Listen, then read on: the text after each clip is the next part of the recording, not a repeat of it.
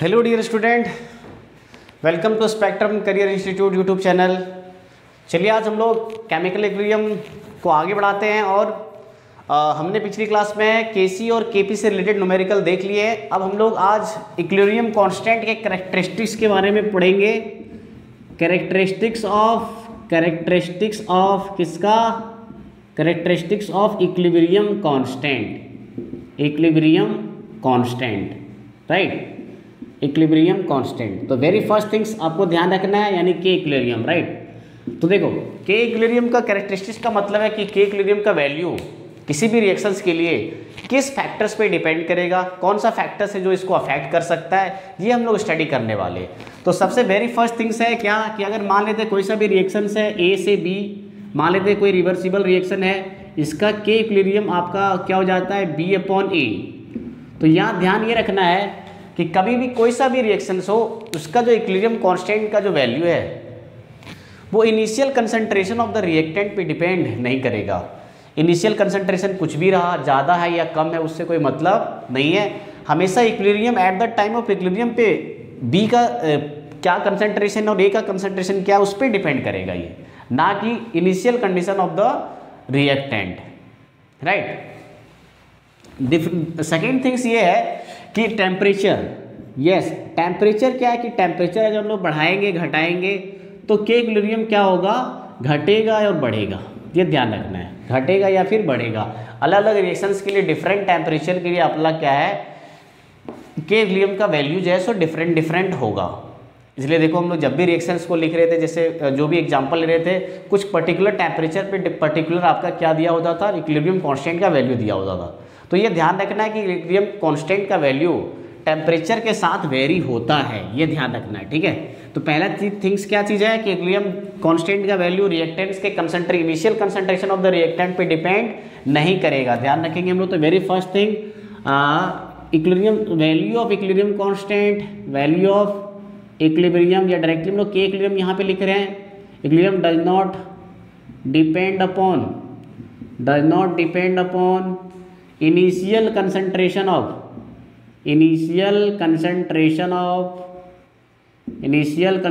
Of क्या? Reactant.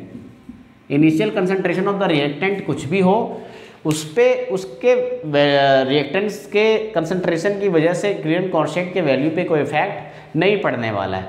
जो उसका वैल्यू वो वही रहेगा। आप चाहे 5 मोल डालो ए का, जो भी इनिशियल प्रोडक्ट आपका जो भी मतलब रिएक्टेंट है, उसका कितना भी मोल हम लोग स्टार्टिंग में रखें, जो भी प्रोडक्ट फॉर्मेशन कर रहा है, रिवर्सिबल रिएक्शंस है, उसका इक्विलिब्रियम कांस्टेंट जो हमने रखा वही रखे, वही आपका बन जाएगा, ठीक है, वही आपका वैल्यू अचीव करेगा, ठीक है, ये ध्यान रखेंगे। तो initial concentration of the reactants पे डिपेंड नहीं करता किसका इक्विलिब्रियम कांस्टेंट का वैल्यू।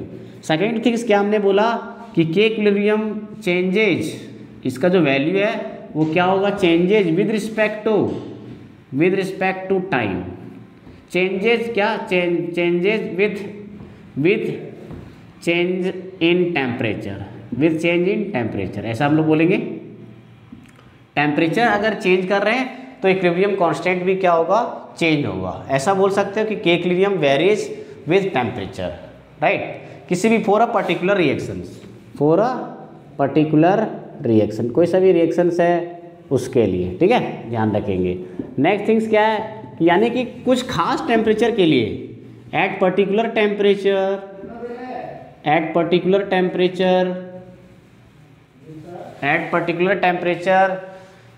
द वैल्यू ऑफ के equilibrium is fixed, right.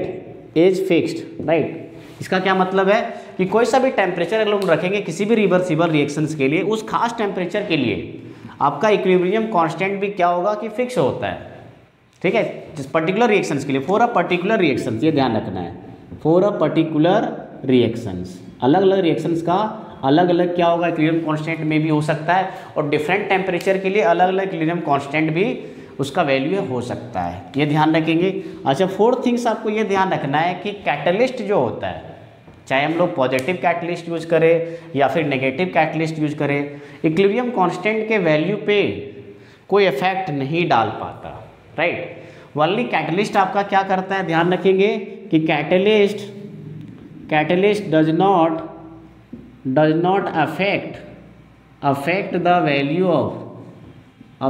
Value of equilibrium constant. के इक्विलिब्रियम के वैल्यू को अफेक्ट नहीं करता। जो वैल्यू है पहले, जो भी किसी खास टेम्परेचर के लिए, किसी रिएक्शंस के लिए अगर हमने लिखा हुआ है, जो भी इक्विलिब्रियम कांस्टेंट है एक्सपेरिमेंटली जो भी हम लोगों ने निकाला है, और हम लोग कैटलिस्ट भी यूज कर दिए तो भी उसके वैल्यू पे इफेक्ट नहीं होगा, उस खास टेम्परेचर के लिए उतना ही रहेगा, राइट। बस एक्चुअली कैटलिस्ट क्या करता है, catalyst only affect the rate of reactions. Mean reactions को क्या करेगा, अगर पॉजिटिव कैटलिस्ट हमने यूज किया तो रेट ऑफ रिएक्शंस को बढ़ा देगा, अगर नेगेटिव कैटलिस्ट यूज किए तो रेट ऑफ रिएक्शंस को घटा देगा, बस इतना ही है, ठीक है। अगर हमने पॉजिटिव कैटलिस्ट लिया तो क्या होगा, rate of reactions will increase, clear है। अच्छा, नेगेटिव अगर कैटलिस्ट हमने लिया तो क्या होगा, rate of reaction will decrease, clear है क्या।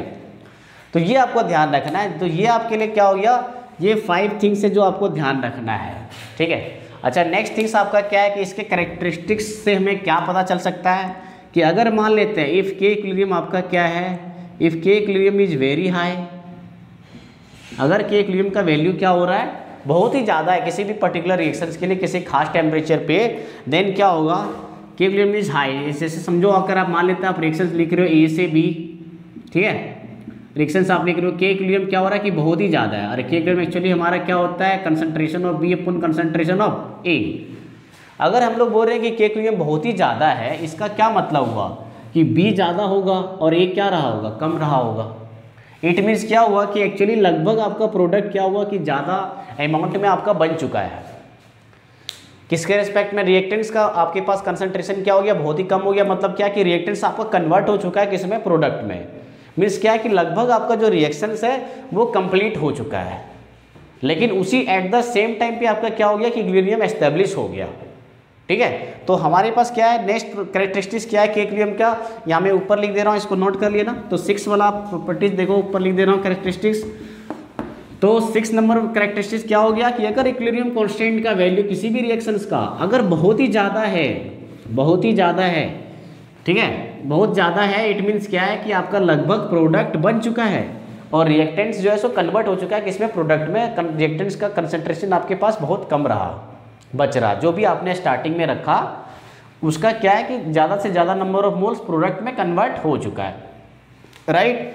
तो 6 नंबर क्या है कि इफ़ के इक्विलिब्रियम इज वेरी हाई, के equilibrium is very high for a reaction, it means आपका क्या हुआ कि reaction is almost completed,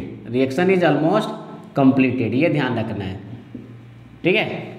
and if अगर आपके पास क्या हो गया इसका रिवर्स में, अगर वाइस वर्सा हम लोग देखें कि के इक्विलिब्रियम क्या हो गया कि वेरी लो, अगर मान लेते हैं बहुत ही कम है, वेरी स्मॉल बोल सकते हैं, लो न जो बोल के हम लोग यहाँ क्या बोलेंगे, very small, then reactions, then it हम लोग क्या बोलेंगे, इट मीन्स क्या हो जाएगा, it means reactions hardly proceed. इसका मतलब क्या हुआ कि जैसे देखो अगर हमने मान लिया रिएक्शंस कुछ लिखा ए से बी, अब देखो इसका के लिए हमने निकाला तो क्या हो जाएगा, बी बाई ए, क्लियर है क्या। अब देखो बी बाई ए होने का मतलब क्या है, concentration of B upon concentration of A. अगर देखो हम लोग बोल रहे हैं क्या के इक्विलिब्रियम बहुत ही कम है, बहुत ही कम होने का मतलब बहुत ही कम हो गया, जैसे 10 आपका के इक्विलिब्रियम आ गया -37, 10 - 40 ऐसा कुछ आ गया किसी भी रिएक्शंस के लिए। तो इसका मतलब ये है कि एक्चुअली ए जो है रिएक्टेंट्स बी नहीं बनाना चाहता है, फॉर्मेशन की इच्छा नहीं है। इसका क्या मतलब है कि ए एक्चुअली क्या होगा कि बहुत ही ज़्यादा अमाउंट में होगा। के इक्विलिब्रियम कम होने का मतलब क्या है कि नीचे क्वांटिटी बहुत ज़्यादा होगा और ऊपर वाला का क्वांटिटी क्या होगा, कम होगा। मीन्स प्रोडक्ट आपके पास क्या है, प्रोडक्ट आपके पास कम है और रिएक्टेंट्स आपके पास क्या है, ज़्यादा है। तो जो आपने रिएक्टेंट्स एक्चुअली रखा उस रिएक्टेंट्स के अमाउंट में बहुत ही कम आपका क्या हो रहा है कि डिक्रीज हो रहा है, डिक्रीमेंट बहुत कम हो रहा है। डिक्रीमेंट कम होने का मतलब क्या है कि कम से कम नंबर ऑफ मोल्स क्या बनना चाह रहा है, प्रोडक्ट बनना चाह रहा है। मीन्स रिएक्शन एक्चुअली प्रोसीड ही नहीं कर रहा है, किधर, फॉरवर्ड की ओर, हार्डली प्रोसीड। ओके, लॉक लगा लेना, चाबी अपने पास